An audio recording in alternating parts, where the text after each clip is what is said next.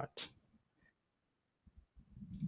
안녕하세요, minasan konnichiwa, bonjour, welcome around the world. Thank you for the positive support of this podcast. Today, we have a very exciting guest. I've been following his photography for quite a while. If you haven't checked him out on Instagram, I highly suggest you do. Mr. Shani Varner, you have been shooting Atlanta, New York, Los Angeles, and many other places, and you've been studying Japanese too. So obviously, I had to appear. Whenever anyone is learning Japanese, that's when I appear. And I want to thank you so much for joining us on this podcast today. I've got a lot of very interesting questions for you, starting with your introduction and background. Please tell us, how did you get started? Well, hello, everybody. I am a photographer based out of Atlanta, Georgia.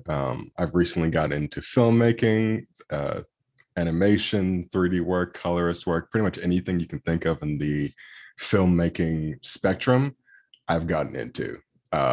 Sunk my teeth very deep into, and I've developed a very deep skill set in a lot of different things creatively. But to start from the beginning, I first started off as a roadie for a musician. I know that's like super random.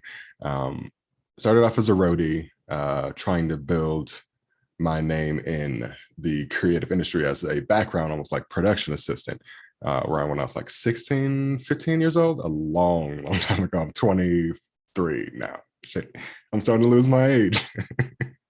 But yeah, I started as a roadie. I wanted to be a model for a little bit, and then kind of got out of that because I felt like I didn't have happiness being a model for a prolonged period of time because I wasn't in full control of the creative development of a story. That's my main thing. I always like telling stories. I always love creating art that stays with people longer than just a quick double tap on your screen.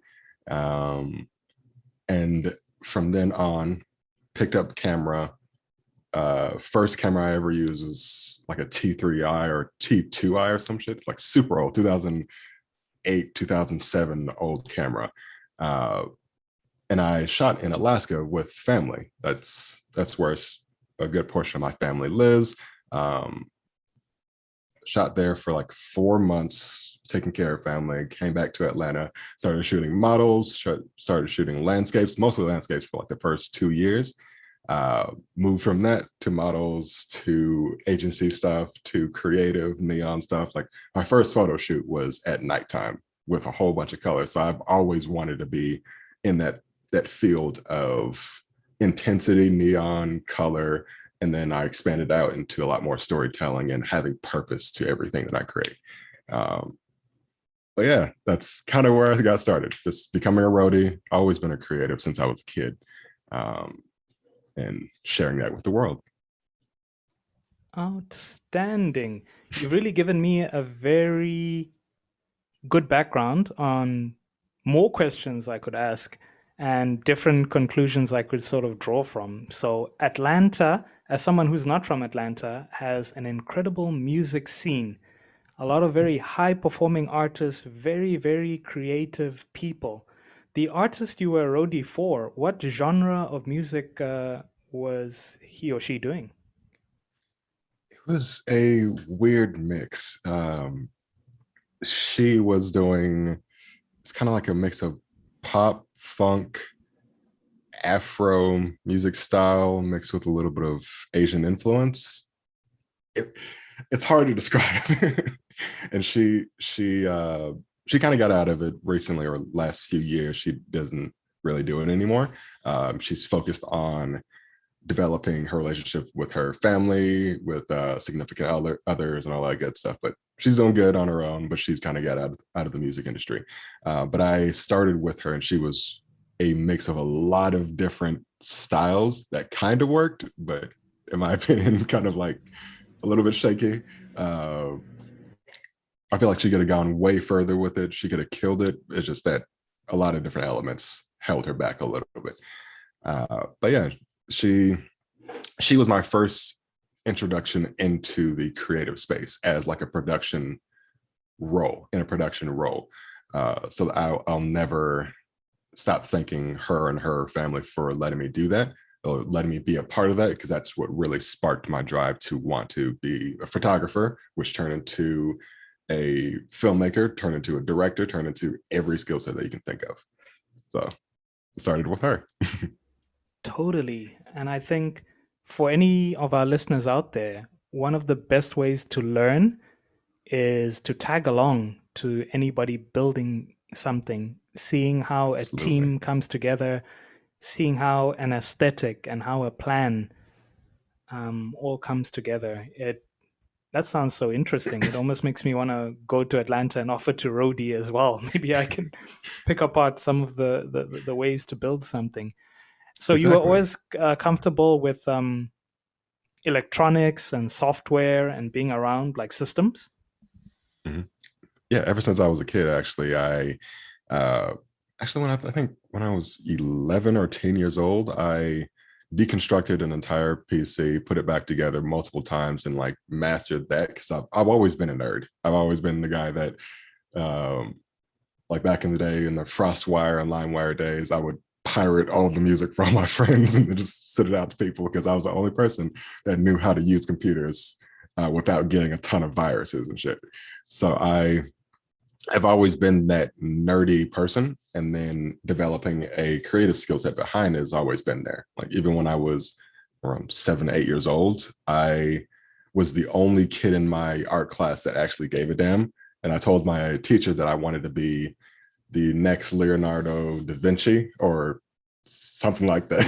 I don't even know who that was. I just know that he was remembered for hundreds of years. That's not even coming from a cocky place. I was just like, I want to be that, like pure draw. I wanted to be that.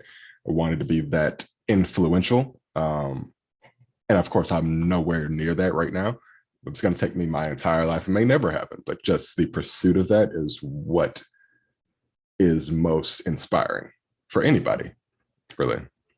I can Yeah, totally relate. And it's so funny you mentioned Da Vinci, the Renaissance man, as we like to call him. I believe exactly. um, round about early 2000s, the Da Vinci Code, the movie, Hmm. was really coming out. And Da Vinci, the little that I know of him, and how he was not only an inventor, but an artist. And he liked, I think he started the Instagram baddies trend. You know, Mona Lisa could have very well been on IG easily. I could have pictured it. Easy, And easy. just how all these skills and the human mind is such an interesting thing. What I also like a lot is, so we've mentioned systems and music, and a place or a particular country that has made a lot of electronics um, is Japan. The Yeah. DSLR revolution, the Canons, the Nikons, the Olympus, the Panasonics, we can go on and on and on. A Mhm. lot of those particular electronics, from a young age, at least for me, it was some of the first times I encountered the Japanese language, where we would often get a manual and would have Arabic, would have French, Mhm. Chinese sometimes, but also Japanese. When Mhm. you were younger, did you also interact with a lot of Japanese TV shows and music and Pokemon The cards? And were you? Pokemon, yes. The closest thing I ever really got to in the Japanese culture was anime and Mm, Pokemon cards and all that stuff. I'm not gonna say that I was like super inspired by, not inspired by, but like fixated on Japanese culture. I just appreciated it. I wasn't like trying to consume it as if it were my own, because of course I'm obviously not Japanese. So I was a outside source looking in and appreciating the sophistication and detail and um, appreciation for the craftsmanship of their culture and how intricate and almost powerful it is. So I've used the Japanese culture as an influence into pretty much all of my art in one way or another, especially building story in a way that's very, what's that movie called? Have you ever heard of the film? I think it's a I don't think it's a Japanese film, but it kind of reminds me of the Japanese area. I think it's like a South Korean film. Parasite. That's what it was. Have you seen Yes, yes, Parasite? sir. It's so good. The color, the filmmaking. I think it has like a 99% on Rotten Tomatoes, but that is the epitome of perfection when it comes to Asian storytelling, in my opinion. Uh, of course, you can disagree, or other people can disagree, but that's my top 10 favorite films of all time. And I've ever since I've seen that film, that's part of the reason why I've converted from your typical Instagram bangers, which I still appreciate. I still love. I have a lot of friends that do it. I just have more an affinity for storytelling and um, leaving something behind. You feel me? Mm, Even if it's totally. for a day or two or a week or something, I would rather leave something behind with you. That way you can simmer on it, develop that new love for something that you've never seen before, and then transfer that over to your own work. So it's an inspiring type of thing. Even if I just inspire one person, that's not for me. I mainly do it for myself and my own well-being, and then everybody else comes semi-second. Uh, but yeah, I love it, man. I love it. Very, very nice. I think from there we could segue quite nicely to some of the amazing storytelling in your photography and video. And I first came across you with the IG live stories you were doing with Daniel Little, where you were deconstructing and critiquing, um, and really sharing a lot of very amazing insight into your creative process. So I won't be repeating that because people can go onto your IG and watch that. But uh, your love of aesthetics, and you mentioned the Korean film aesthetic as well as Japanese as well. Do you first remember when you came across a particular piece of Korean media, and how was the feeling, your first experience, where you're like, all right, this is from Korea. What do you think? That's hard to say. I wouldn't say Korea was the first East Asian influence that I had, or I think it was Studio Ghibli, Spirited Away. That's like everybody's first and favorite animated film or anime film that anybody's ever watched. If you haven't watched it, watch every Studio Ghibli film in one day. It will bless your life forever. Uh, the amount of love and appreciation for just life in general that what's his name? I don't want to mess it up. Oh my The goodness. director for Studio Ghibli. Give me 1 second. Studio. I'm not gonna mess this up. Starts with an H. There's an H in Where there is for he? sure.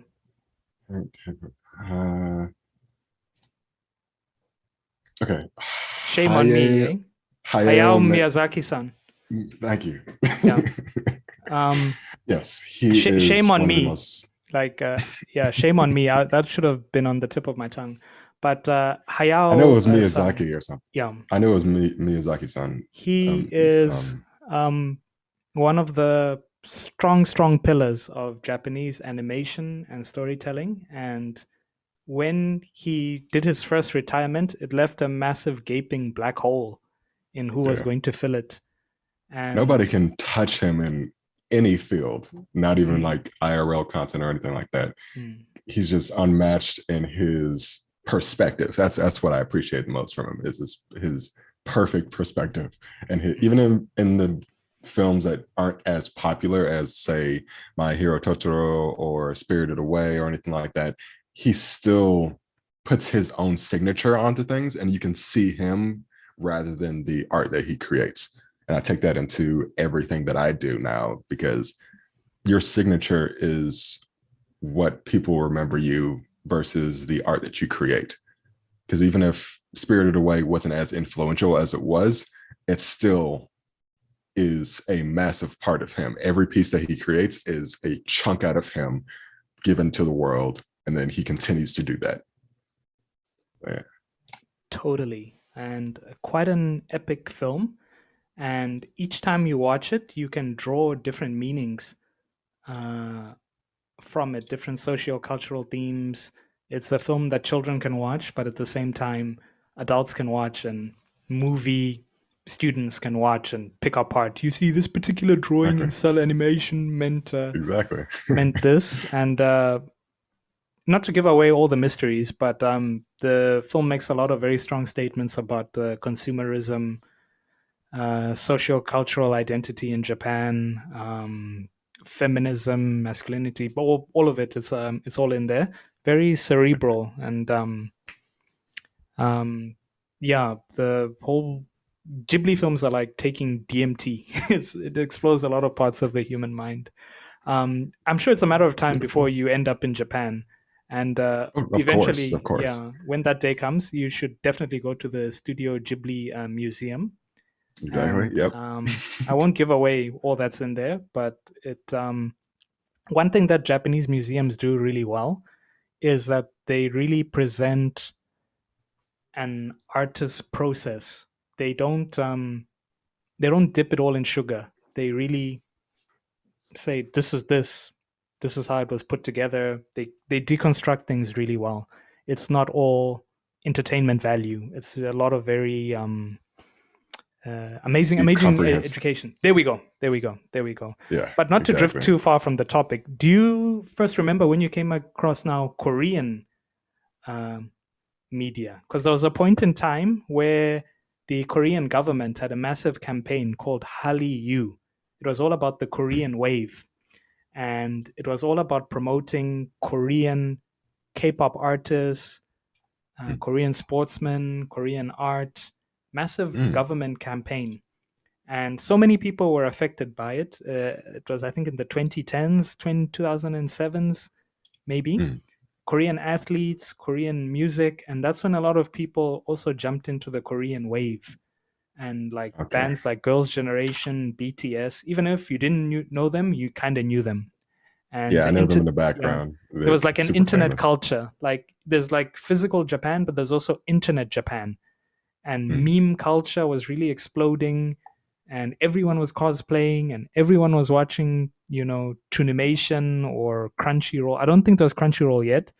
YouTube mm. kind of just came out, and it be- getting Japanese media became a lot more accessible. Before, you had to be like an overlord level nerd to like find like anime, and even in HD standard definition here or there, but like Yeah, maybe if you had a friend who maybe had Naruto. Everyone had Dragon Ball Z and Pokemon. yeah, of That was course. like your starter pack. But for the heavier consumer, there was like Naruto and Bleach, and then Yes, everyone just Bleach. became an anime kid. Everyone had dyed hair. Everyone was Yeah, at that aesthetic. Were you also sucked into that whole tornado of Japanese content?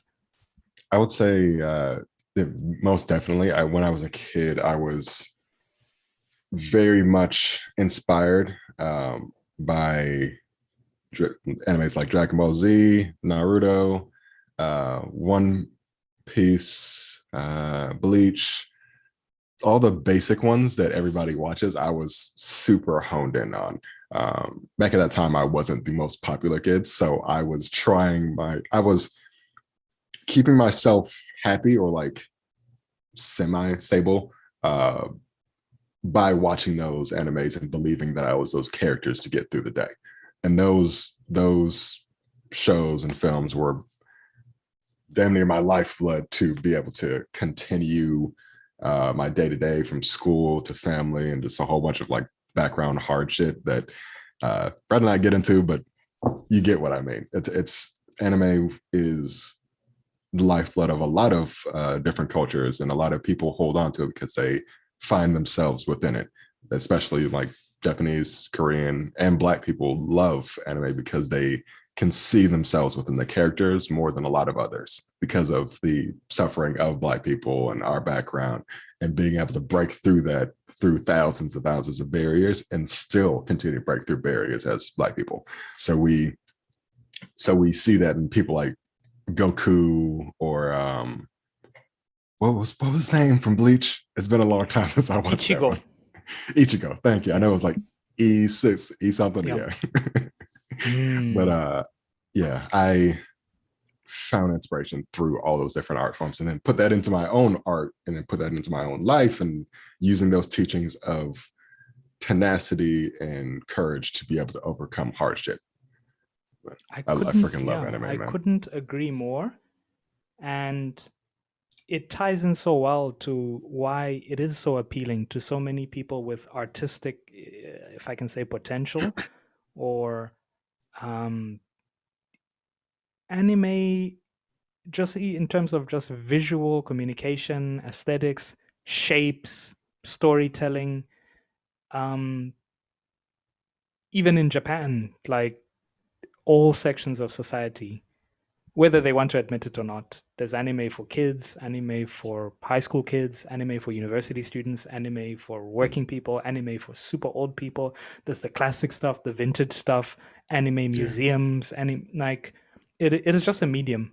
It's a tool for visual communication, and you can do whatever yeah, you want with it. You can make absolute junk. You can make something more intellectual. You can make something that's like fast food. You can make something that's a bit of a slow cook. yeah. It's just a tool, and it wasn't even invented in Japan. And the Really?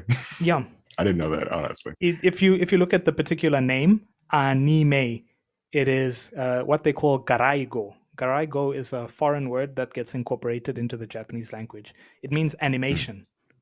Anime means animation.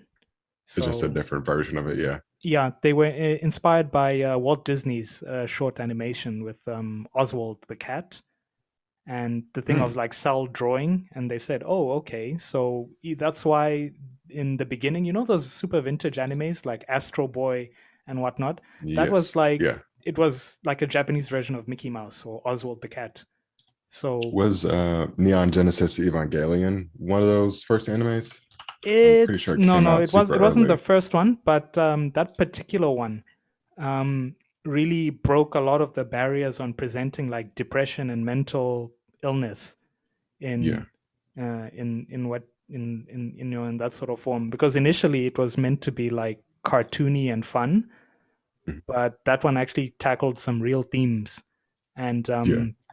it's just, I love how so many people just add, you know, their style and their identity into the whole, you know, um, Art pile form. of amazing content. And Exactly. it is yeah, it's something that's near and dear to me. It's a love-hate relationship. The more I get into it, the more I try to distance myself from it, and the more I go back in and say, yeah, actually put some anime on, because you kind of become that guy. And Yeah. everyone's like, hey, have you seen this anime? No, I don't spend my whole day watching anime. I do other things. Just watch this one. Okay, I'll take a I look. love And it. then you agree, Love and it's it. pretty good. Speaking Um, of which, what is your favorite top five, or at least top three animes? that's a really good one. I'm ever changing, and I am a very moody person. Some days I love this, other days I hate this. But these days, I've gone back to Samurai Champloo or Champuru, and Everybody says that one. I haven't watched it yet. when the time is right, eh? No pressure. I'm not. I used to be one of those people of you have to watch it right now. After we finish, you have to. Now I'm like, all things will happen when it's meant to happen. When it doesn't, it doesn't. Um, it's it also depends. Like if you're studying Japanese currently, you have to start making small transitions to improving your listening skills. So you stop listening to dubs and you go straight subs and you Yeah, listen with intent.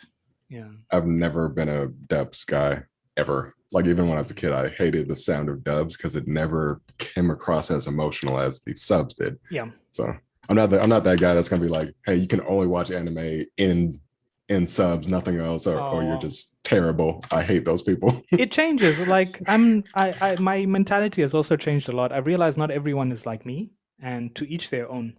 And Yeah, whatever is, it is. As long as you watched it, even people who don't finish series anymore, I'm like, it's all good. To each their own. Um, exactly. I was supposed to be interviewing you. Now I'm going into my list of animes. Okay, I'll give you one more. Oh, Then I'll okay. get back to mine. It's called Berserk. If you haven't seen it, I have it Kentaro saved on my net. Miura-san. I have it Yeah. saved on my Netflix right now. Oh yeah. As a matter of fact, Berserk. that's one of the Berserk next is one. very near and dear to me, and the creator of it passed away this year, and Ah, damn. it sits unfinished, but it's got all those Really? elements that we just talked about earlier on that people find so appealing. Struggle, losing friends, having to soldier on, people dealing with really, really rough things. It's very gory. So if you're in a happy Right up. state of mind, it's not the best. A depressed person likes Berserk because you can relate to Yeah. Okay. how everything is just so rough. And you're like, yeah, Yeah. man, it's so rough. And it's I've always influenced been so into many other gory. ones. Mm. I've always been into gory anime like that Oh, with wow. Bleach, with Attack on Titan, with Oh, there's another one, Akira. oh yeah. Akira is one of my favorites. Akira, Studio Ghibli films are kind of like a Mm. dialed back version of gore because it's a lot Yep. of finite details on like a lot of Mm. almost gross but not gross things. Mm. Kind of like Spirited Away Yeah. with the, I don't want to give away too much, but all the different monsters and how they transform and move through the scene. It's very There we like go. slimy alien-esque way, There we but it's go. not gory. It's weird. It's like a perfect middle ground. Oh, Berserk is all of that and more. And the Okay. particular artist, Kentaro Miura, he's been working on it for, I believe, the last 50 or no, 30 years. It's been continuously going for 30 years. And Mm, he's taken European influence, American influence, and there's just so much in there that mm. it's a lot for the mind to sort of take in. Yeah. But I'll give you those two, Samurai Champloo and Berserk. Um, Yeah. but Immediately what? saved Yeah, them. what? I'm very curious. What does a Shani Varner, what someone who's so in depth into his art and his photography, what pleases someone like you? As in, what kind of genre are we talking Yeah, about? what I kind of can give you anime? like a, What kind of titles did you watch and you were like, this is acceptable? I can. okay. I'll give you 3, 4 films, including anime and then other films as well. That You're a film guy, not a series guy. series, it's a mix. Mm. It's hard to really zone into a perfect five. But my top five are the what's it called? The Shape of Water. I love that movie. Sorry, please remind What me. was Shape of Water. Um, yeah, The what Shape of happens Water. about it? The Shape of yeah, The Shape of Water. It's basically about a film uh, from Guillermo del Toro. He created a film around this woman that is completely deaf. Oh, Koe She's no Katachi. Oh, sorry, the English name is different. I know the Japanese name. Yeah, oh Koe no Katachi. Yeah, Shape of a Voice. I think they changed it to Shape of Water. Okay, oh, okay. that one's But yeah, brilliant. that's Like incredible. amazing, amazingly crafted, perfect ending, perfect Mm. pacing, perfect color. Everything is incredible. So Shape of Water, Mm. The Revenant, uh, what's that movie called? It's not a movie, but anime. Of course, Studio Ghibli, anything from Studio Ghibli, but Mm. specifically Spirited Away. And oh, what's a really good one? There's so many good ones. Mm. There's no wrong answer. Any of them are okay. For me, there is a wrong answer. That's why I'm so Mm. fixated on it. Joker, I loved a lot. Mm. Wait, what is The Joker about? the newest Joker, the DC film with Oh, I thought we Joaquin were doing Phoenix. Japanese anime. Okay, we're doing any movie. Yeah, any movie. Oh, any movie. It's a Okay. mix of movies, Okay. series, Oh anime. man. Yeah, that's why I said Okay. Studio Ghibli, and then I said Shape of Okay. Water. Any movies. Oh, Any movies. Okay. yeah, but I love those films. Those are the most impactful ones to my art, Mm. at least in the past 5 to 10 years. Um, that have lingered with me for everything that I create. So Spirited Away, Guillermo del Toro, Revenant,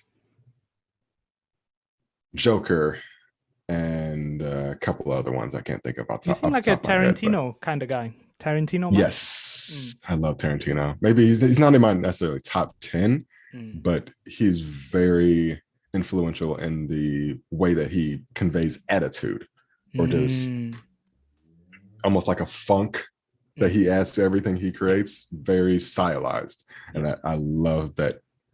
I love his perspective. His stylization reminds me of the stylization of uh, Miyazaki. Yeah. Not necessarily their things are like similar to each other. It's just the way that they put themselves into their work is very inspiring. I'd say he was very influential in what I would. So, someone who's not from America, when we picture America, we usually look at a lot of media. So, Mm. sort of the attitude of like a Tarantino movie is how I'd imagine what Yeah. life in USA must be like. Obviously, it wouldn't be true, but like I'd imagine, okay, Pulp Fiction, everybody is Okay. swearing, everything is, and It's pretty close. At maybe, least maybe, nowadays it is. Yeah. yeah. Okay, It's okay. top. I think the top best filmmakers, or the most influential ones: Christopher Nolan, Tarantino. Um, Roger Deakins isn't a director, but he's a extremely influential. I think he has directed one or two films, but he's a very influential DP, or DOP, director of photography. If you don't know what that Mm, means. mm, mm. Um, so he's created films like Blade Runner. To Let me look this up so I don't mess this up. Sorry, I'm at my computer, by the way. I have two screens. He's a cinematographer. He's Technology. created films like, yes, I love it. He's created masterpieces like Blade Runner 2047, 2049, 1917, which was like in 2017. I love that movie. Sicario, fantastic film. Prisoners, Skyfall with 007. What was his name? James Bond. Mm. He created that film. He's created so many incredible art pieces. But I yeah, think it really those are the speaks main to ones.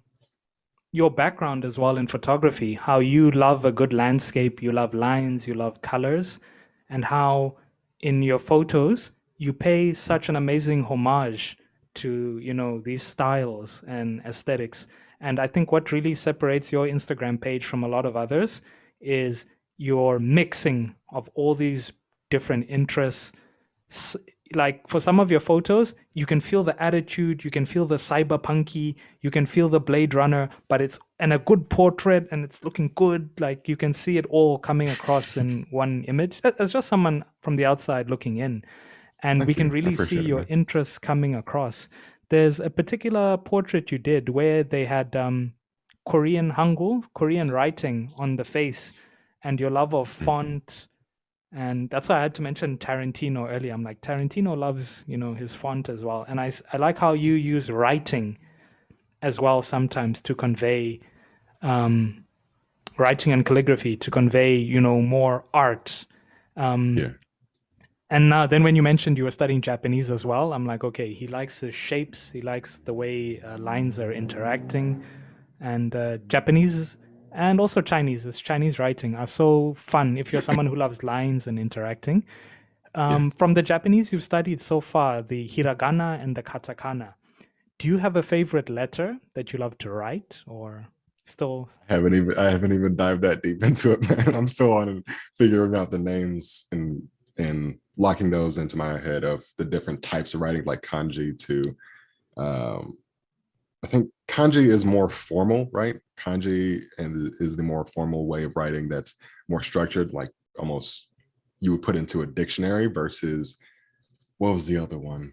It was one that's a bit more free flowing, that has uh less structure. I can't remember what it was. There's two Okay, different types. I One can with tell you all structure, one about it. without. What was So, it? Japanese as a language is very, very interesting. It has three writing systems. The Kanji. Where a lot of people start is hiragana, and Hiragana. kana is a letter. Then when we add hira, the K becomes a J, and it becomes a hiragana. So Mm, hiragana is what they call the more cursive alphabet. Now, hiragana is usually for a lot of Japanese words. And the next one, katakana. Now, katakana mm, is for your foreign words that are brought into the Japanese language. So if mm, my name was Takeshi, I could write it in hiragana or even in kanji. But if my name was what's a good name? John, then I could write it with katakana because it's technically in the English language, but I'm writing it in Japanese. Okay. And the next one now, kanji. And it's very funny when I ask people about how did kanji end up in Japanese, because kanji is in fact a writing system from China. Mm, And kanji, way back when, where everything used to be written in kanji. But hiragana also stemmed from kanji. So kanji was this massive, all these symbols kind of gave birth to everything else. mhm, And when it first started, it was hectic. Like, mm. um, I think there were almost over 10,000 characters, Jesus and Christ. it was wild, really, really wild. Yeah. And even in Korea at the time, Korea didn't have a writing system. Korea was also using them. Korea, they used to call them hanji. Japan called them kanji. Korea called them hanji. And if you went to any of the temples or any of these places, like you'd see them, and you'd have amazing scholars who would write these things, and they'd carry like all these huge scrolls, and they roll it out, Mm, and they'd be like, "Hey, this is my name." Oh, cool. Then yeah. that's what people used to do to keep themselves busy. And then hiragana at the time, because also at that time femininity and masculinity were very, very like separate. Men had a role in society, women had a role. So women would only read, I believe it was hiragana, and then men would use, I think, kanji and katakana. So you could tell the gender of somebody by what they wrote and different words they used. And those identities continued for a very, very long time. Then eventually, um, Japan came in contact with a country known as the USA. And because Japan had a period of isolation for a very, very long time where they really, much like the Edo period, this particular time, they really dialed in what it is to be Japanese, and their literature and arts really, really, really went wild. And so they came in contact with a country called USA, and uh, they this one's so interesting. I almost don't want to ruin it for you in the podcast. Like, it's so interesting to read about this particular time in Japanese culture that I feel I don't even do it justice. But a gentleman named Like by I'm the name of Commodore Perry, incredible mm, character. And so right now I'm in Cape Town, South Africa. And for Commodore Perry to get to Japan, he had to make different stops. And one of the places he stopped was Cape Town in South Africa. They restopped mm, and they went to Japan. So I had to throw South Africa in there for some reason. So they call this gunboat diplomacy, where they mm, came and it was all about shock and awe. So they came into contact with Japan and they said, "Hey, Japan, open up. We want to trade with you." And they were like, mm. "No, we're isolated. We don't mix with the world. We're keeping it separate." Then they fired their gunships and says, "Open up." And they said, "Okay, USA, okay, we'll do what you want." And they said, "We're going to trade with you." I said, "Okay, Jesus, cool, we're man. going to trade." Then they looked into the Japanese language and they said, "Why are you guys doing it like this? Why are you using kanji?" And they said, "No, it's how we've always done it." And they said, we're going to do it like this from now on." And there was another particular character, his name escapes me. I think he even wanted to remove kanji from the Japanese language and they were going to put it all in romanji. And when I was Mm. studying Japanese, I'm like, this could have made my life so much easier. But they fought back and they developed a standard system of 2,000 Mm, kanji, known as the Joyo kanji. mm. That and they also got very simplified, and they got rid of some. Some eventually came back. They got rid of them, but they came back, and they said, if you know these 2,000, you can read a Japanese newspaper. So Damn. this is my very long-winded way of saying there's about 2,000, and if you want to be fancy, 2,500 Okay. Japanese kanji you can learn. That's a little bit more doable than Yeah, 10,000. yeah. Well, that's crazy, man. It's But always America and the British Empire that always just fucks it up everybody else. those were like the superpowers that define the entire culture of how we live. They're the ones who make, all the products, all the electronics, the languages we speak. And now That's that we're on the crazy, man. internet, it's That's like wild. you see the influence of very particular points in time that just defined Mm, everything for us.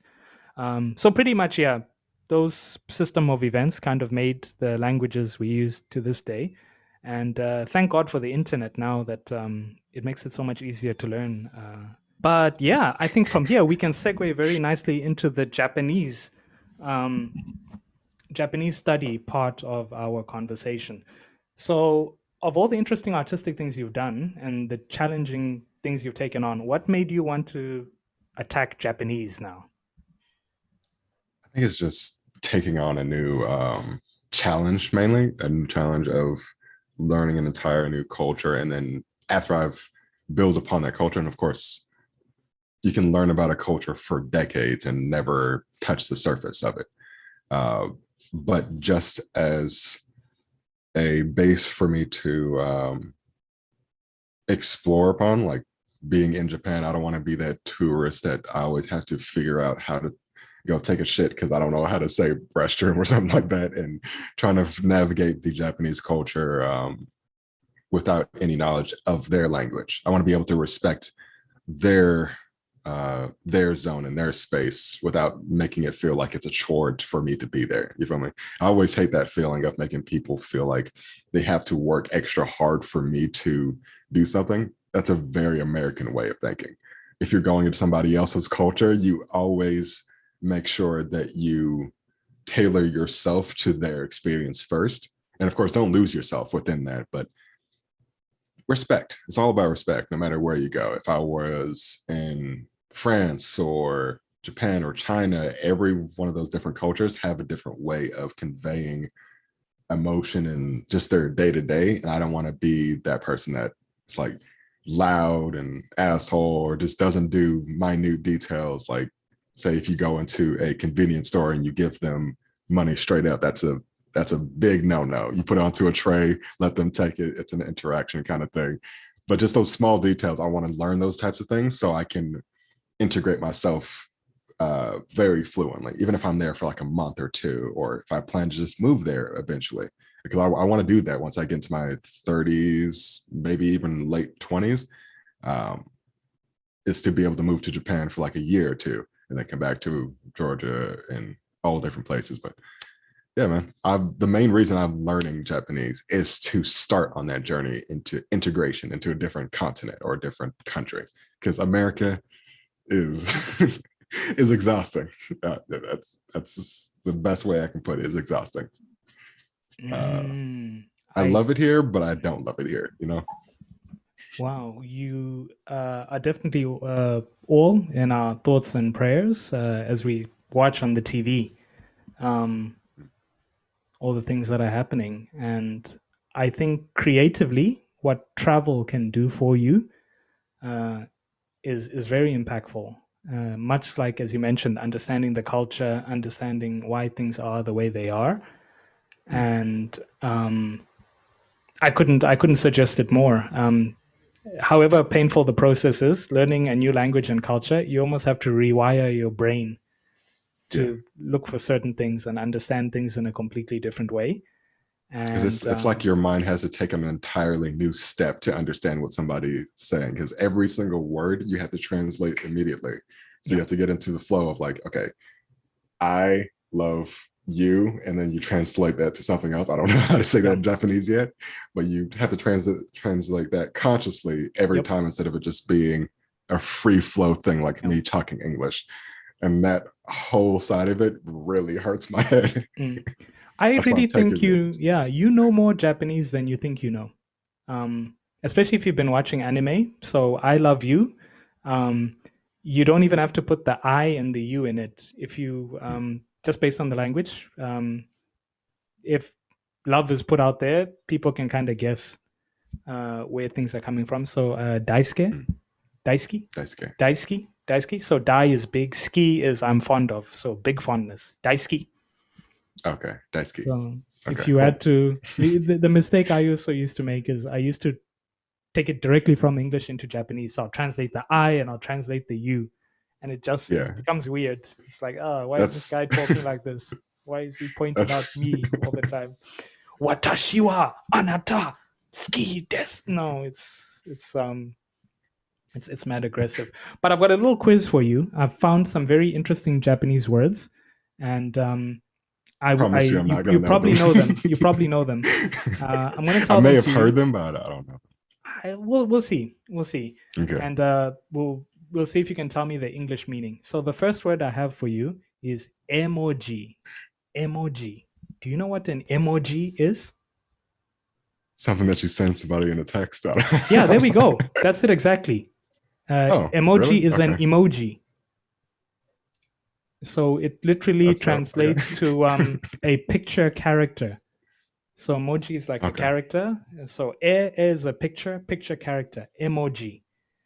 Okay. And we use them in English. Hey, send me an emoji, emoji. Uh, the next word, do you know what Mm. is a honcho? Honcho. No, I've never heard that one. Okay, head honcho.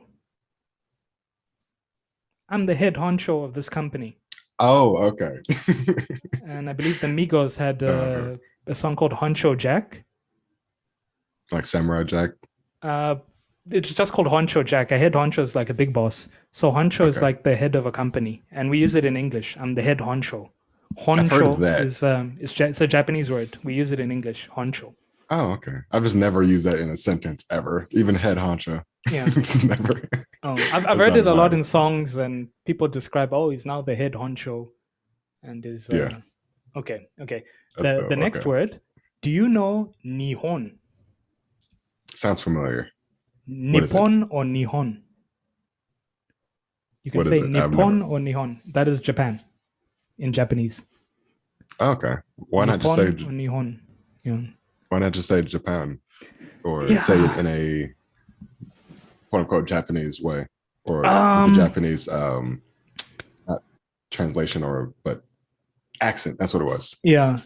It came across as like long way back when, uh, uh, like when people used to talk of Japan. In China, they used to call it Saipan. It was Mm. just known as that place, Saipan. And with time, the sound changed to Japan, Japan. Mm. But if you literally translate it, even the two kanji, it's got the kanji for sun and it's got the kanji for origin. Sun origin, land of the rising sun, Nihon. Oh, okay. That's where Yeah. the flag comes from. There you go. You see, you know more Awesome. about Japan than you think you know. Oh, I just put two and two together. I'm not going to give myself that credit. Yeah. Yeah. That's That's my awesome. advice. If you want to learn Japanese, don't just parrot learn the words. Learn what the words mean and learn why they are the way they are. It makes it way easier to draw conclusions than even when you see words you don't know. You can draw. You can understand the meaning. So yeah, don't parrot the language. Really understand why it is the way it is. Okay, that makes Mm, sense. Just like abbreviations in English from should not to shouldn't, you don't yeah, have to say the entire phrase the entire time. there we go. Okay, There we that go. makes sense. Okay. Next word, Fujiyama. Camera brand. Close, yeah. There is a Fuji camera brand, and it is based off of a mountain, Fuji Mountain. Really? Fuji Wait, Mountain. Yeah, so the mountain is called Fujiyama? yeah. Yama means mountain, and the mountain is called Okay. Fuji. Fujiyama, Fuji Mountain. Oh, okay. Very, very important mountain. You can see it from Tokyo. It's not in Tokyo. It's in Shizuoka near the Suicide Forest, but you can see it, Hmm. and it's Japan's. It's a landmark of Japan. Like when you say Okay. Fujiyama, and you should definitely climb it one day.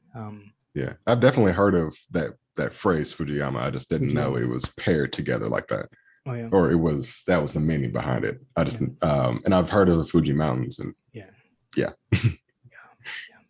Did you ever watch the game show Takeshi's Castle? sounds familiar. Was this? It's kind of How do you like spell? Wipeout, but it's this show where contestants run like through a gauntlet of things, and like some of the Okay, obstacles are just so cheap where you're like, man, this is terrible, and very few make it to the probably end of seen it. Takeshi's Castle. It was like all over, I think, Toonami on the Sony channel for a long time. Oh, okay. I think I've heard of it from just random videos on YouTube and like compilations of just random That's how things I imagine how from Japan must Japan. be. Like before I'd ever been, Yeah, I'm like, Japan is probably like a game show. Everything is a trap. yeah. Everything is probably like this. That's my main thing is it's the intensity of the culture, how strict and powerful it is, anime and game shows that are extremely over the top, like Yeah. a whole bunch of fonts all over the place, Yeah. yelling, and yeah. That's my thought of Japan. Yep. It's like balance of crazy with pride. That's Yeah, how I that's kind of imagine USA. Like, yeah. yeah, it's probably like that. Probably exactly like that. Okay, I've got another one. This one's now a phrase. Omae wa mo shinderu. I've heard that in so Yep. many different It's animes. Oh in my every gosh, meme. yeah, Every meme you can yeah, imagine. yeah. You give me real easy ones or like semi easy ones. Yeah, it's from a very famous anime called Fist of the North Star, and it's where he does this 5-point exploding heart technique, and he says to the guy, "You're already dead," and the guy Oh damn, replies, "What? Nani?" So yeah. omae wa mo shinderu. Omae Oh, wa is like a way of putting someone down. It's like a rude way of okay, saying you. And mo okay. shinderu, already dead. Oh So damn. it says you're already dead. And the guy replies, Nani, what? Omae wa mo shinderu. Okay, I've got the Not, last one. The last one's a bit longer, but I'm sure you've heard this before. Kono bangumi wa grand sponsor no teikyo de okuri shimasu. I've heard Okurishimas Dekode, but the other words I haven't heard it before. Yeah, it's at the end of almost every anime where they thank the sponsor for sending a. So they say the sponsor you are now viewing on the screen. It's because they sent a contribution to this program. It's like customary to say it at the end of every Oh, every okay. anime. Yeah. So it's kind So of like credits there we go. There we for go. anime. Okay. It's Oh, like that's all, folks. Thanks. That's our sponsor. All good. that's awesome. Mm. Oh yeah. I'm learning Japanese every day. Awesome. Yeah, eh? I love it. The minute you say you're learning Japanese, every person who knows any little bit of Japanese is going to come tell you, hey, I know Yeah. this in Japanese. So I had it's so kind many DMs about people asking about Japanese. I was like, yeah, I yeah. don't know it that much. I don't know it that much. Please don't try to make me do a quiz. You have to get used to failure. Get used to that's the best way to learn Japanese. Constant, then little by little. Yeah. I saw in one of your IG lives, you had a very nice piece of calligraphy in the background. It's a scroll. Did I? It was Or in the was it IG live, unless you moved. But you oh, had it was Japanese calligraphy. this? Yeah. No, it was another one. It was a scroll. But Scroll. Did I have a scroll? When did I have a scroll? I'll have to go back to the IG live and find it. I'll send you a screenshot and say, "You see this one, this scroll over here." So you I have seemed like you had a no love idea. for characters and shapes and. I've always been fascinated with the writing style of Japanese. Um, Hence why you can see it. I don't think it's Japanese, it might be Korean or which one on a older post from like a year or two ago. It's called Nebula. It's literally the text is right above the model's head. Translates to space or clouds. But yeah, it's translated. Let me actually send this to you. You can see it on your phone, or if you wanted to put a screenshot or something like that into it. Stunning. Yeah, please. I'll definitely add that. Yeah. I think is that Japanese or is that Korean? It's been a long time since I posted that. Sorry, you sent it on IG Live? On Oh, yeah, I IG, see it now. yes. Yeah, that looks like Japanese. It's got the starry clouds. Yeah. Okay. So I didn't write down like steak sandwich or something. It all works. Like that's what I do for fun. I look at people's tattoos or I look at menus in restaurants and I'm like, oh, cool. There we go. Did you see Ariana Grande? Oh, the 7 Got a rings. tattoo. Yeah. Oh, yeah, 7 rings. Was She got it on the palm of her hand, and it's got 7 and ring. Shichirin. And I'm like, rock on. Nice way to make Japanese friends. didn't she all also get like barbecue sandwich or something on her Um, wrist or something like that. so I she can't got it on remember. her palm, a very painful place to get a tattoo. So she wasn't able to Yeah. get all the letters. So she got the one for 7, and then she wanted to get ring. But now, when you get those two together, it also means a Japanese barbecue. The little one is shichirin. That's what it was. Yeah, yeah. So shichirin is a Japanese barbecue. She wanted it to say 7 rings, but to say a ring in Japan, it's you have to put finger and you also have to put ring. So you have to put yubi, and she skipped the kanji for finger, and she went Mm, straight for the number 7 and the number ring, or the symbol ring. yeah. So it ended up meaning something else. So she made the mistake of making a literal translation. That's how you said not to. The thing is, again, like usually Japanese is not the way it's written. It's not intended for tattoos. Most even Japanese style tattoos, irezumi, they often don't write like block letters. They'll usually do cursive, and it would be different. Or Yeah. a lot of irezumi would just like they'll draw actual rings with like a koi Mm, fish. And so again, I don't want to criticize it because that's what makes Japanese fun. You can find your own identity in all these mm. patterns and aesthetics and find you. And Japanese culture is ever changing. So I don't want to knock it because that's what makes Japanese fun. It's fun to make Yeah. mistakes. So Yeah. Until I'm, something says yeah, barbecue sandwich on your skin. it's all good. Like it's a cool way to make Japanese friends. Let's.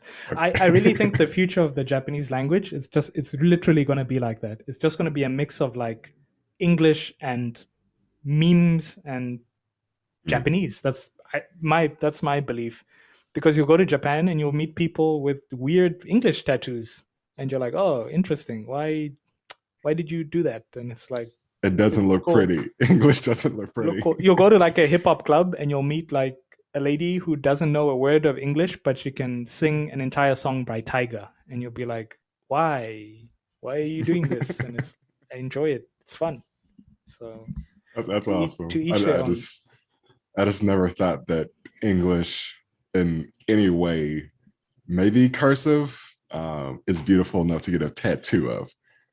Like the only reason I like or the main reason I like Japanese as tattoos, if it works right, uh, is the free flowing, almost Mm, elegance of it versus English, especially print, that's very like blocky and hard and doesn't have any flow to the body. Like if it mm, was to be put onto the body, it has to flow from tattoo to tattoo and make mm, sense. mm. Uh, but if you get English words on you, it's kind of just there. You can't really do much with it unless you're very creative, Unless you're in my Tarantino, opinion. then you can make a statement with it, and then Exactly. You it'll put your it'll own make sense. funk into it. Mhm. So But there's I can get lost in a Japanese conversation for a bit too long. But moving on, Instagram. When did you first remember interacting with Instagram, and how did you really find, you know, your process to really make such interesting storytelling on Instagram? that's a very deep one. I started, like I said, as a model, and I was posting photos onto Instagram on an old account, which eventually I abandoned and just restarted as a photography account once I made that transition from modeling to uh, creating my own visions. Created my own account, which is the one I'm currently on, been building it for years. And then kind of the past 2 to 3 years with the pandemic, with just life in general and just a whole bunch of crazy shit, got off of it, try to focus on myself, focus on my own well-being. And now I'm in a place where my own mind and my own way of thinking is much more stable. So coming back into it, I have much more creative energy and less anxiety into the process itself of creation. Because one of the things that held me back from creating a lot was just the lack of understanding of certain topics to be able to translate back into my creative works. Um, but with Instagram, I started it with photography around 2015, a very long time ago now. I've taken down so many photos. If I hadn't archived like two or 300 shots, I'll be around 650 something posts by now. But I've been on this grind for a long time. Um, and especially with this shift in the platform itself from photo to video content, I'm so glad I took the time to learn a new skill set, because I'm finding that so many photographers are pissed at Instagram for making that change. And I'm like, I'm happy. I'm excited. I'm so happy that I can shift focus from just doing one thing for the rest of my life, because you become stagnant. You become very static in that way. And I hate the idea of never progressing and doing the same thing over and over again, because that in itself is the definition of insanity. Uh, so if you're constantly doing the same photo, same portrait, or if you're doing same prop photo shoots, which I've done in the past, I'm not ragging on them.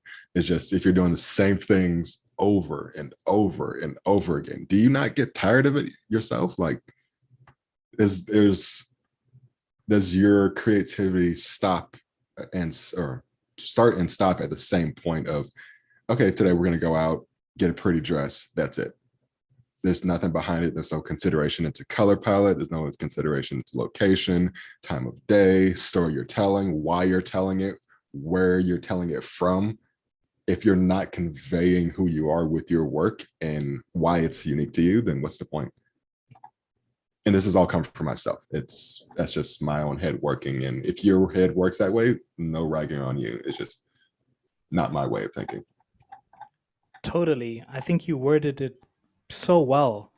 And um, as someone who likes to study animals a lot, and I used to love to study the dinosaurs, they say the animals that usually survive the longest are not the strongest or the smartest or the fastest.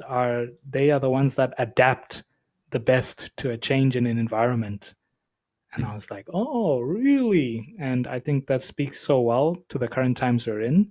And Yeah. I used to be in the MySpace days, and change can happen in an instant.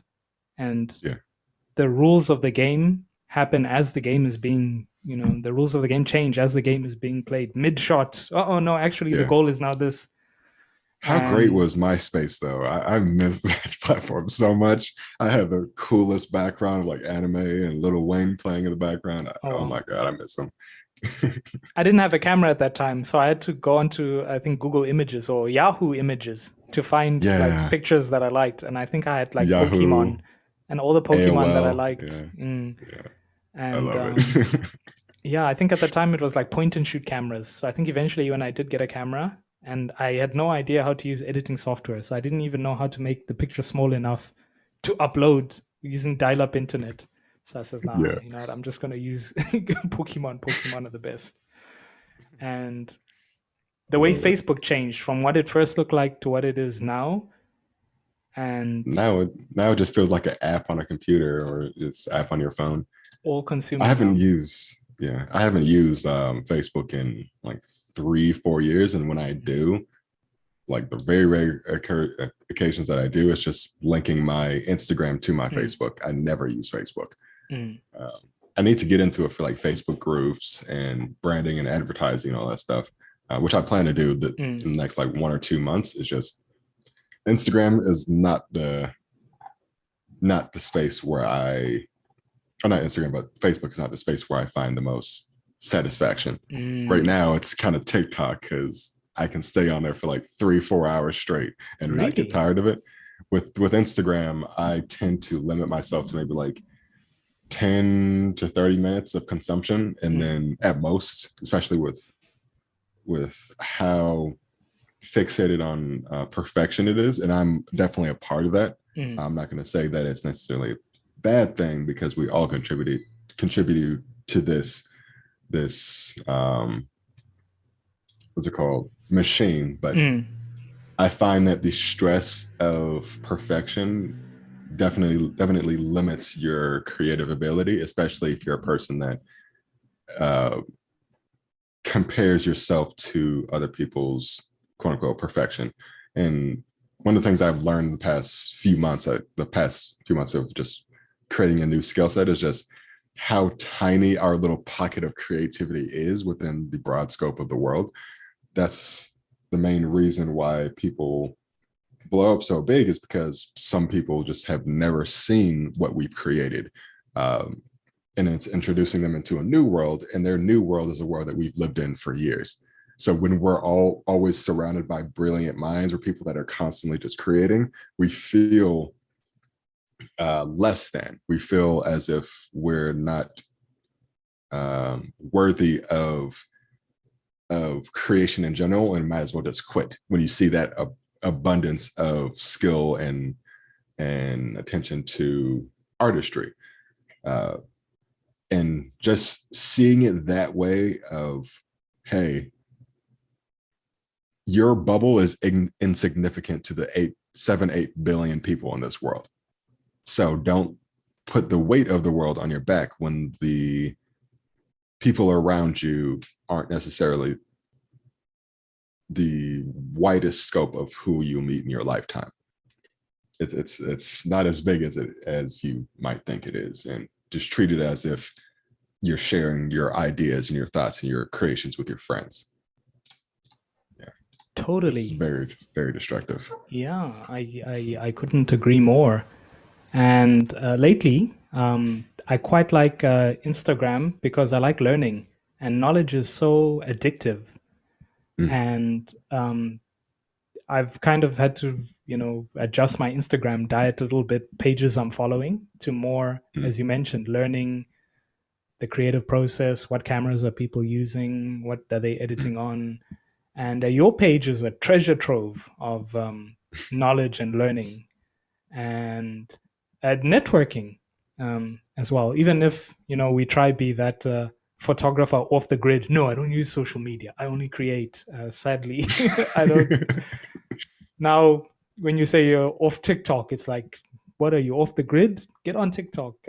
Do all these things, and I am hoping they improve those platforms. And the more people are on it, the more weight we carry, and we can ask them to make them better and more inclusive. Yeah. Looking way back though, do you remember when you got your first 1,000 followers on Instagram? How did that feel when you first got that? That's weird. I don't think I really felt much for the 1,000. It just kind of built over time, and I was like, oh, cool, that's cool. Thank you for the 1,000 followers, but I didn't really see it as the end goal. The end goal was 10,000. That was like the Mm. biggest milestone. Like, holy shit, that's a lot of people. And that was around the time that I was posting using the first Sony camera that I had access to, which was like, I think the Sony A7, the one from like Oh wow, 2010, 2012. Um, mirrorless, the mirrorless mirrorless. age. Mm. As soon as I hit mirrorless, I just went crazy with night work. I went Oh. from shooting with a girl named Dami. Mm. You can find her on Instagram at Darnit, DARNIT underscore Dami. Mm. Dami is spelled DOMI. And I'll We're still. share her work as well in this Yes. podcast. Mm. I'll send it over to you, or just so Mm. I don't forget. No But she's a stress. fantastic model, good, fantastic friend, Mm. and we've shot like 6, 7 times, um, back to back to back. She was one of the main models that I shot with, and that's when I Mm. started to really blow up past 10K, and then went to New York for the first time, shot there, posted those photos that blew me up to Wow. 20K, How was that and trip? Did you then just self fund and you're like, to New York I go? yeah, Oh I wow. I saved up like $2,000-3,000 and Oh wow. just spent a whole 1 or 2 weeks there and just created content every other day, explored Wow. as much as The possible, goal and was like tried to Instagram experience it. content. You were like, New York, we're making content. Here we go. Yes, and the content and also experiencing the place itself. And I I see. definitely didn't experience it as much as I wanted to, because I was kind of too excited about the photos that I was creating. So I was like, fuck, I got to go back to my hotel room and edit 20 photos for Wow. no real reason. But I still want to go back to New York. Hopefully by that time it's not completely flooded, because it's Mm. kind of crazy right now. Oh my gosh. Um, like, did you see those like TikToks and Instagram stories of the entire subway is like flooding in like chest high water. Oh It's no. crazy. It's so intense over there. And since they're so close to water, that's kind of how it comes. That's kind of what comes with global warming and Oh just my goodness. a whole bunch of crazy shit. So tragic. I used to live in New York way back when, but Really? um, before the millennium. Now I'm I I'm the Asia guy. I'm not the New York guy. But Hmm. wow, What made you wow. get out of New York? Market crash, the Wall Oh Street yeah, crash. 2008. I was an investment banker way back when. Um, wow. But you went to New York. That's How was so the crazy. networking then? Uh, it was kind of a mix of before I went to New York. Pretty much Mm, nobody knew me in New York. mm, It was mostly LA and Atlanta people mm, that knew about my artwork. And then once I went to New York, I made sure to schedule different time windows for a myriad of models and also collaborating with a whole bunch of photographers that I mm, admired, people that were traveling from other countries to go to New York themselves. And we're like, okay, let's go ahead and meet up. Met a group of like Brazilian dudes that were super dope and yeah. creative. Um, Met It's a up with a melting pot few of other just friends. everything. It's Yeah, all happening. Yeah. yeah, that's where pretty much the bulk of the immigrants from other countries have come to America. Was from New Mm, York, from Atlanta, from Los Angeles, all these different countries coming together and mm, creating phenomenal work and creating a country. mm, But yeah, with New York, I was doing workshops, teaching people photography, editing, my shooting style, and looking back mm, at it, to be honest with you, I could have definitely done a lot better. I think I definitely want to get into doing workshops and lessons again, mm, due to the fact of all the knowledge that I've procured and continue to procure, uh, that have excelled my artwork tenfold or hundredfold, and I still haven't even shared any of the artwork yet. That's why I'm like so giddy about it, is because mm. I know what's about to happen and I know where it's gonna lead me to. It's just finalizing the tiny details because I'm very detailed oriented with my autism slash Asperger's. That's why I go on these long tangents, over explain everything. But yeah, I try to fixate on the smallest details and make sure that I know every part of the creative process and know how to speak all the different languages of those creative processes, uh, to create the most incredible piece of art you've ever seen and make it efficient for everybody. So if you know every department and you know exactly how they work down to the smallest detail, then every single one of those departments will love you forever and want to come back to you for creating whatever you want, that they want you to create. So say if I was a director, I know how to speak the language of the VFX artist, the colorist, the video editor, the production team, every single part of the production team down to the people that handle electricity. I know exactly how to speak their language and how to move through the scene efficiently. So I want to be that jack of all trades for everybody's sake, including my own. Stunning. And I think it really speaks to your personality and also wanting to be a perfectionist and ever growing. This isn't even your final form. So I totally know how you feel like, I could have done more. I really could have pushed it past the limit.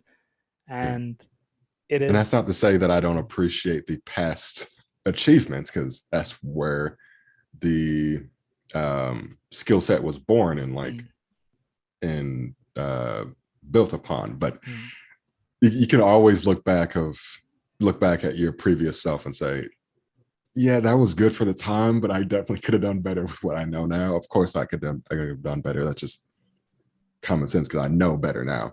But anyway, I love the idea of saying, hey, I'm doing the best with what I can right now, but what will my future self say about myself? That's something mm, that anybody can learn from. Of like, if your only drive is to do one thing for the next 5 to 10 years in home ed school, that's cool. But if the payoff isn't as influential as it could have been if you were to practice a myriad of different skills at a slower pace and built upon that for the next like 10 years, you'll have a whole Rolodex of accomplishments And my favorite quote right now is have you heard of Jack of all trades is a master of none? Wasn't there a TikTok about that Yeah. recently, where some Yeah, I chick is now freaking love the TikTok. adding extra things? I'm like, come on now, don't it. But That's sorry to that's ruin that's it. the original. Please That's tell the us. original quote. Yeah, S- s- the s- original quote is exactly this: "A jack of all trades is a master of none." That's what people say all the time to downplay the idea of if you practice a whole bunch of different things, you're not going to be good at any one thing, which is completely false. A jack of all trades is a master of none, but oftentimes better than a master of one. I freaking love that quote.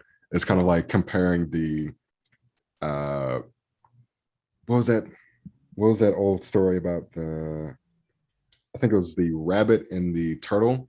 mm, One was super slow, one was super fast, but the one that was super slow made it to the finish line before the rabbit did. Slow and steady And wins the that race.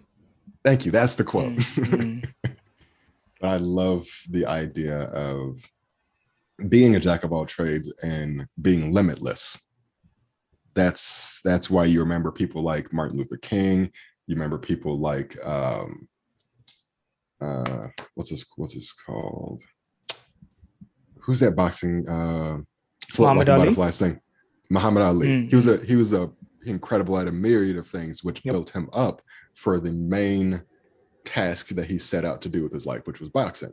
But if he didn't have all those different skill sets like public speaking, being influential with civil rights movement, Yep. um, him building the community around him, his community, the Black community, everything, every Mm. community, and creating that aura of around himself, he wouldn't have been as influential as he was. Just because he's an incredible boxer doesn't mean that you're an incredible person, you know. And I'm Totally. not saying he didn't fuck up at some points, but still, it's good that he created a myriad of Mm, things that he was known for to build up his main thing, which was creativity, or not creativity, but boxing. And that mm, same thing for me is learning all these different skill sets, including different languages, and saying, I know all these things, but my main thing is creativity. mm. That's what I want to be remembered for and appreciated for the rest. I couldn't. Yeah, you said it so well. I couldn't agree more. In this day and age, information is way easier to come by. Back in the day, you had to know someone who knew someone and pay to maybe get a magazine where somebody could share a technique or two. 1 second, you're kind of glitching out right now. Oh, sorry. Hello? I can repeat that. Okay, did it calm down now? Okay, better. Okay, a little bit better. Yeah. A little bit Turning better. into a straight up robot. Oh no. Okay. Sorry, somebody's drag racing outside. Okay. I hope it's calm now. But I think thanks for sharing such an incredible description of just how to take advantage of all the knowledge and information available to people these days and not to get this information fatigue of, oh, I've learned so much now, I'm going to turn my brain off for the rest of the year. I think it's so Yeah, important to keep that hunger and really, exactly. as you mentioned, look at the greats, look at the Muhammad Alis, the Martin Luther Kings. And there's a documentary I watched that I believe the whole world watched, The Last Dance with the Chicago Bulls, and Mm, how ruthless you need to be in learning and always chasing a higher level, never being content with doing something well, do it better than well. Push exactly. constantly, push the limit. And I like how you mentioned a lot of these sayings in Japanese. They call it a kotowaza. It's a short Mm, saying with a lot of information and meaning. And my head is mm. full of those. And amazing way to learn Japanese, by the way. Really? Um, Okay. kotowaza. I'm going to be flooding your inbox with Japanese learning resources and Please do. kotowaza coming soon. And Please do. Skillshare is not cutting it. I'm watching several classes on Skillshare, but it's not as it doesn't lock in the information as much as I'd like it to, especially at least for Japanese. With other things mm, like software, I could mm, use it all day long. It's mm, incredible for that. But for learning physical skill sets, mm. it's a bit more difficult. It's tricky. Much like Yeah. learning photography as well, you need to find Yeah. somebody you need to find like a Goku going Super Saiyan, and then you have to see it. And I always hate to quote from animes, but just the experience of how they went for millennia without a Super Saiyan appearing. Then when one guy saw how another guy did it, suddenly 5 people were able to go Super Saiyan just like that. One person cracks it, the Yeah. entire environment changes. And Yeah. photography is Go. kind of the same. When Yeah. one person was really going wild with their Canon T2i, and we Mm, saw how powerful a machine it could be on YouTube, suddenly mm. so many creatives started appearing, communities started appearing where people were just doing um, incredible A things. myriad. Yeah. And I Yeah. think now with TikTok, more of that is going to happen. A More lot knowledge more. is going to be spread. More amazing photo shoots are to come. More amazing movies. More Tarantinos are going to start Yeah. appearing. And I think we just have to get ready for it. And yeah, Yeah. more Blade Runners are going to appear. It's like, Wouldn't that be awesome? I love that. That's what I love about TikTok is just even though there's a lot of crap on there, a lot of mm, like racism, a lot of things that help that kind of weigh you down if you're not careful and you don't like sift out the crazy. mm, There's a lot of push to be better or to progress as an individual in a real way that doesn't feel fabricated of like trying to sell you some shit. And I tread that line of social media influencer marketer kind of person to wanting to be real and say, hey, I actually have something real to offer. And you hear that all the time, mm, but you don't necessarily see it because everybody has a course nowadays. mm, Everybody has, hey, buy my Photoshop course, buy my so and so, my presets, buy my LUTs, whatever. And I've seen those LUTs. I bought one or two of those courses in my early days, like in my first 3-4 years of photography, mm. and they never fully answer all the questions that I have. They answer like, okay, this is the setting you use for frequency separation. That's frequency separation, for those that don't know, is a skin retouching Yeah. technique. And that's all that I really take from it because I've already learned everything else. They basically teach you things that you can find on YouTube for $150, $150. And there's no point to buying a lot of social media courses nowadays unless they teach you everything that they know. And they take the time to spend hours upon hours, days, weeks, months creating this course with hours of knowledge in it to the tiniest detail of exactly what software, how to use it down to like the tiniest digit, upwards of their entire story, their way of thinking, why they think this way, and how they apply it. Those are the courses that leave a mark with me. Like Chris Knight, he's a fantastic fine art photographer, and I've taken several of his courses, and every single one of them has left me with a brand new way of thinking. Especially this one called it's Chris Knight, Knight as in like the battle knight. Mm. He created one around this illustrator artist called Rembrandt. Have you heard of Rembrandt? Who hasn't? Or it's like Rembrandt lighting? exactly. Mm. He basically describes Rembrandt's story and how his story influences his artistic expression. And just the same way that I think of photography or creativity in general, I try to put myself into it. I try to put my past, my present, and my future into it. And every art piece conveys something new about myself, no matter what medium it comes from. So with Rembrandt, his life was extremely powerful and extremely sad. And not to go too deep into it, he basically was raised in, I think it was, what was Germany? it? Rembrandt sounds German. I think it was Italy. Hold on. Okay, I have to double check that. Rem. Brandt. That sounds German. Okay, my money's on German. He was. German, Swiss German. That's what it wasn't. It wasn't Germany. It wasn't Italy. It was Amsterdam. Okay, Netherlands. Dutch. That's Close, what it was. close. Yeah, he was raised in a very religious background. Mm. He basically created paintings he was one of the pioneers of creating paintings and illustrations for the rich and middle class. He built his name upon that, and he did that for the first like 10 to 15 years of his life. Married, um, had a son, which he wasn't sure if it was his or not. Um, Divorced her. She died. Basically, uh, she left behind a what's it called? What are those things called whenever you leave something behind for somebody else? Inheritance. Inheritance. She Yeah. left behind her entire inheritance Mm. from her rich family to her son rather than Rembrandt himself, which made him kind of pissed. Uh, but her son wasn't old enough to take that payment, so he had to wait until he was within his 16th year to be able to take upon that money. So within that time, Rembrandt remarried or found a new relationship, didn't remarry.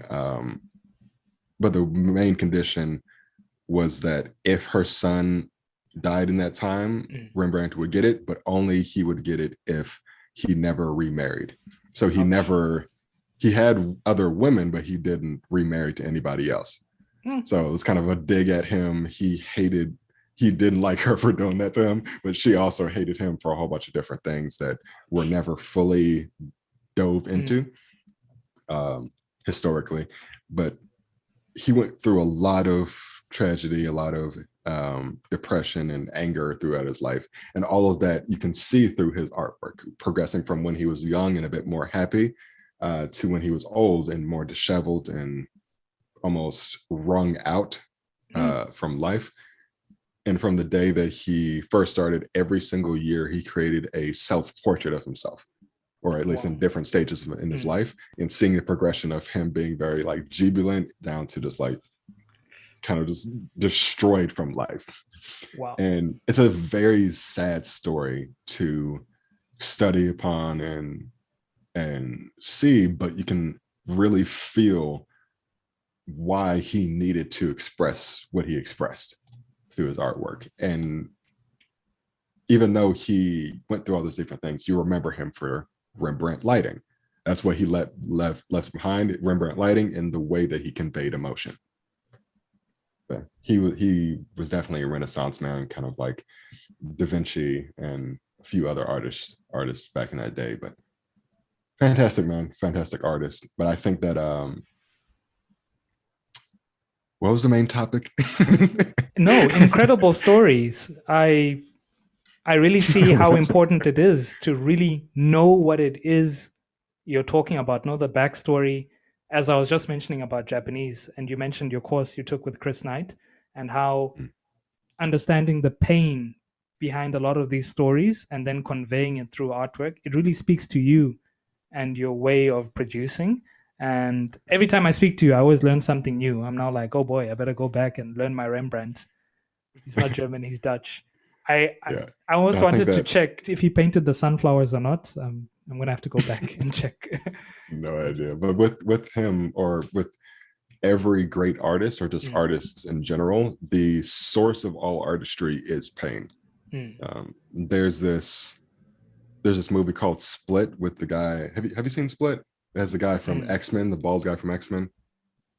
Professor Xavier? Yeah, but his actor. Yeah, his actor. Okay. The newer one, not the older one. He basically plays this psychopath that has, I think, like 5 or 10 different personalities. Oh wow. That he transforms in and out of consistently depending on the situation. And he basically kidnaps these teenage girls. It's kind of a horror thriller movie. He kidnaps these women in the pursuit of finding perfection.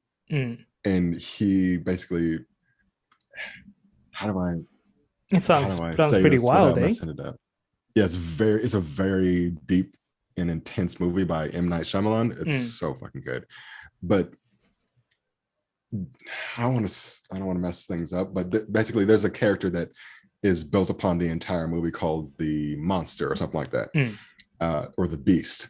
And during the end, you see the beast, basically the main character and the beast have a conversation. Mm. And the main character herself has gone through extreme abuse and pain and all that stuff. And the beast has killed all the other girls, has taken Oh out all boy. the other girls. Mm. But in this last moment of the film, if you haven't seen it, it came out like in 2016. So sorry, Okay. I'm about to ruin it a little bit for you. But Okay. the main consensus was that he saw her pain through physical marks on her body. And Mm. every other girl was pretty much perfect, was devoid of innocence, or like, sorry, no, they had innocence still, so they Mm-mm. weren't perfect in his eyes, in the beast's eyes. But as soon as he saw the scarring on her body or saw the imperfections, he held back from taking her life and saying that you are perfection in the most like guttural way you can imagine, like spit Oh coming out wow. of his mouth and like super intense. And at that point, he was like ripping bars by his hands. This is a man doing all this, ripping the bar by his hands. And right before he broke the bars, Mm. saw the scars on her body and said, "You are perfection. You have it. You know pain. You're all these different things that say that you are not perfect until you have been destroyed." Basically, Wow. it's different, doesn't it? Statement. Bam. Exactly. Wow. That's why so many of the greatest artists of all time, at least in recent history, Mm. have come from the Black community.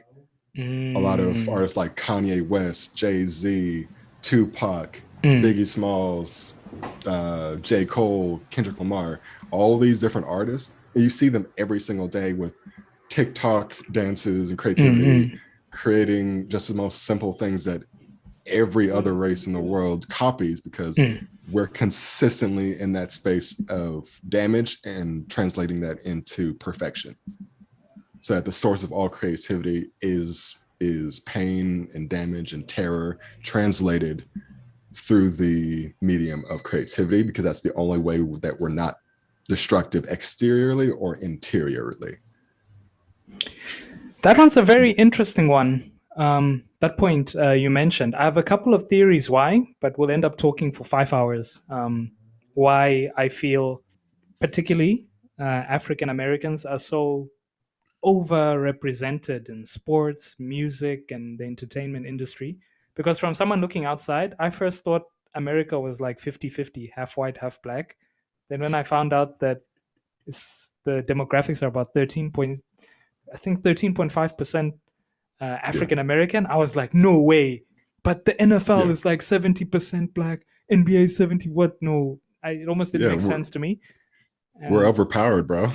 We have so much influence in the zeitgeist and the media of America, but also don't really get credit for it or appreciation for it.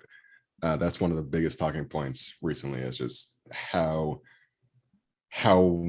so many other races and other racial backgrounds uh, grab different elements of our culture and then shame us for those elements and then use it themselves. Perfect example. Um, Kim Kardashian taking uh, getting a whole bunch of different surgeries, lip injections, Botox, fat ass, all that stuff, and taking that from Black women and then saying it's beautiful now because it's being done by white women or Armenian, but still, that's generally in that scope of white people. But not to get into race too deep, it's just that with Black people, we have so much pain in our background and so much taken away from us that we create in abundance because of lack. Because we haven't had so much for so long, we try to create more and achieve 10 times more than our counterparts do. That's why the Olympics just banned multiple Black women for things that are so stupid, like smoking marijuana a month prior to the Olympics. And then Michael Phelps was accused of the same thing or something that's slightly worse, but didn't get any real repercussions from it. But we always have to lower the bar for other people to achieve. And I'm very happy that I am Black. It's just that there's a lot of fine print that comes with being Black, especially in America and throughout the world, to be honest with you. But I'm from Africa. We are at the origin of blackness. So if you want to have a conversation about black people, please please include me in that next one. I have so many points to share. please do, And because I know that with Africa, they had a lot of crazy shit go on with apartheid and Nelson Mandela and his influence and all that stuff. Uh, but you guys definitely have your fair share of troubles and hardship for sure. I know that for a fact. mm, And mm, even I haven't done a ton of research into African culture and African backgrounds, mm. but I still have an appreciation for what might be, you know. Totally. And I think, as you mentioned, hardship creates some of the most incredible art out there. And if when I left and I was living in Japan and I went back, I realized Africa and Japan, Africa as a continent and Japan as a country, have so much in Mm, common. It's very scary. yeah. And at the end of the day, if I had to sum it all up into a small point, it would be like race itself is very much a social construct. Back in the Yes. day, environment kind of shaped what race you were. If you lived in a Mm, particular community, you followed a particular culture, people would be like, that's that race of people, that's this race of people.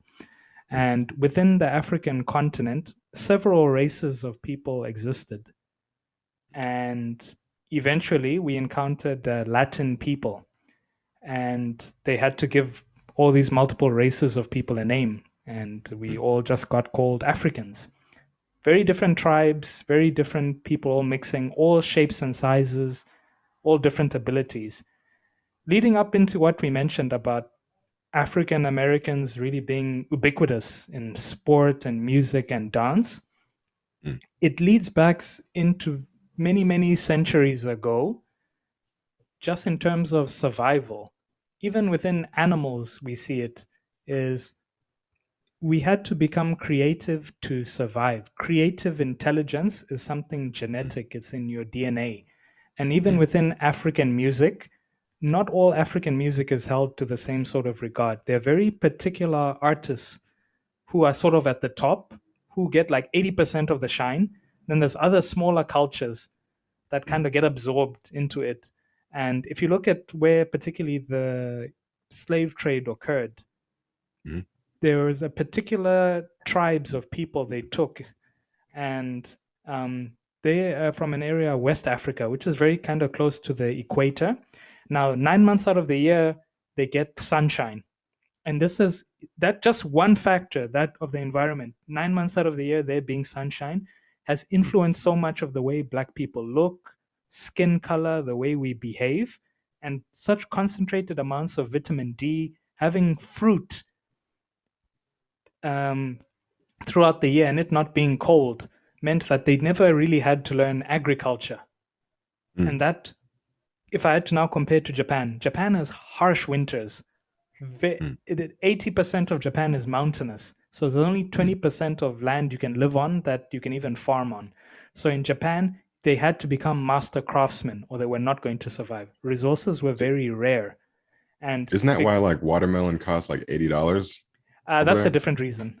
That's because, again, Japanese people like to be perfectionists. You can find cheaper Oh, okay. watermelons. If you want the square one in Shibuya that everyone Mm, likes and wants, you can, but you can get the cheap ones too. You can also just get okay. imported ones from Thailand. So that one is just Okay. internet hype. But Okay. it's also why Japanese people are so pale. They don't get such intense sunlight 9 months out of the year.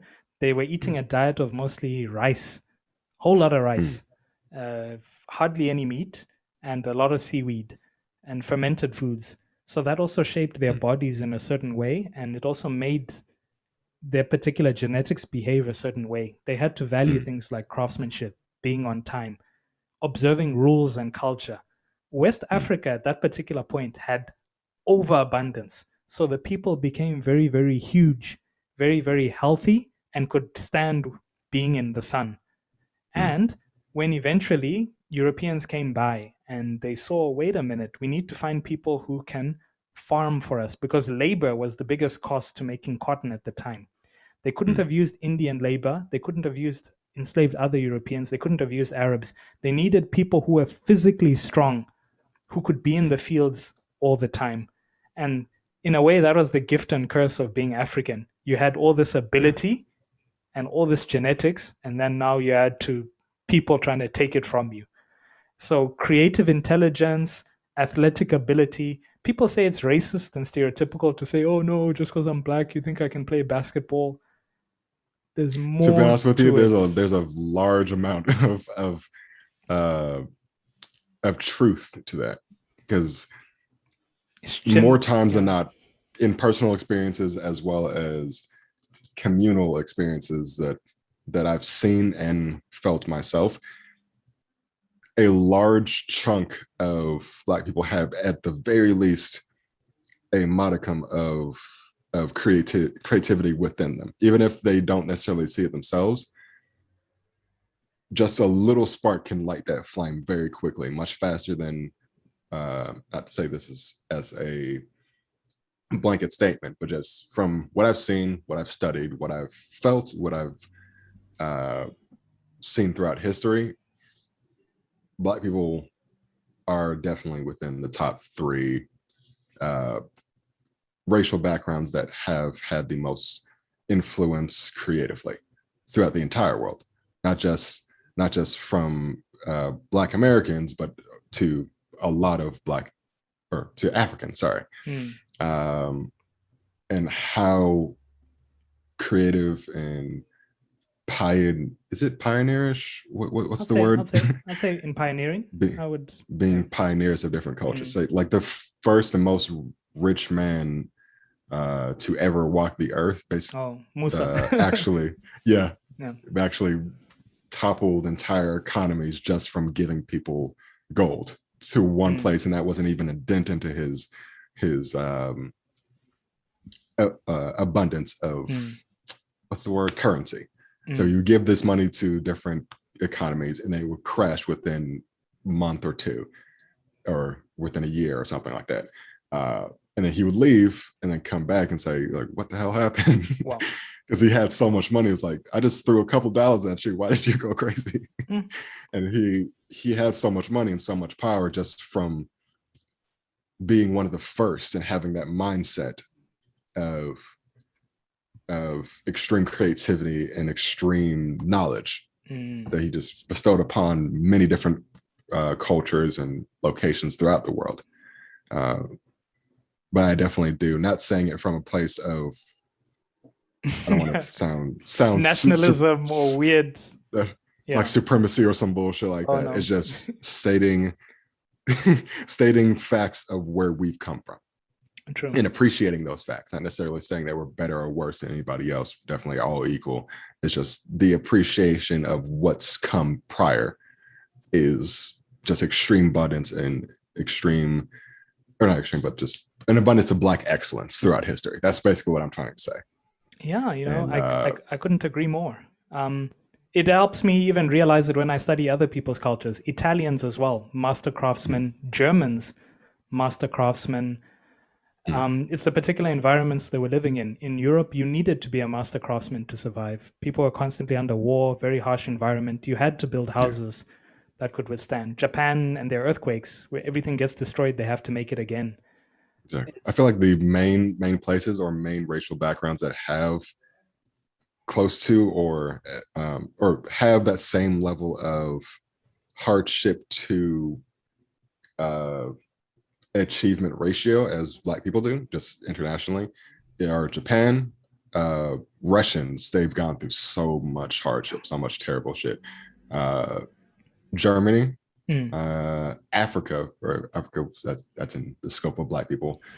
And what other I'd places? say almost every culture, eh? Almost every single one I've seen. For a True. culture literally to survive to the year 2021, every particular culture has had to have very specific traits that needed to be exaggerated for people Yeah. to. It's all survival. It's the environment just makes it so harsh. I like how you mentioned African Americans in particular, though. also, if I had to now compare to other cultures, living in multiple environments and also having mixed with different people, the African Americans is something unique, something different. It's like the Japanese people that live in Brazil, they're a different type of person. They are not the same as they've gone to different environments and moved around. So Yeah. again, I don't want to sound like a freaking slave owner who's like, oh yeah, some of these genetics, some of these ones. Anyone can be amazing. Anyone can be Elon Musk. Guys, believe in yourselves. It's just some of us have got the genetics By the way, back it up. Yeah. all this we're stating is just pure opinion, or just Yeah. like how we've seen the world, and we have no malice or intent to say these things for harm or anything like that. I just say it as like free flow thought Yeah. and observation, not necessarily like we're the best, no other race, white power. Black people are good at doing some things. So who knows, Yeah. when genetic engineering becomes a thing, everyone's gonna want some black blood in them. So we're all gonna be tan, we're all gonna have big booties, we're all gonna be playing basketball. It's all gonna be amazing. That's already happening, man. I've seen like these British women doing full on blackface and Oh, skin. the melanotan injections. Yeah, we're all Yeah, gonna be black in the future. Yeah, we're all gonna have curly hair. It's all gonna be cool. Yeah. well, Shani, I wanna thank you so much for this conversation. We've veered into many different topics, and I don't want to take up your whole morning, but you really enlightened my understanding of your process. And yeah, I'm gonna flood your inbox with all this Japan information. Please do. So we'll Please have you do, man. fluent in Japanese by the end of the year.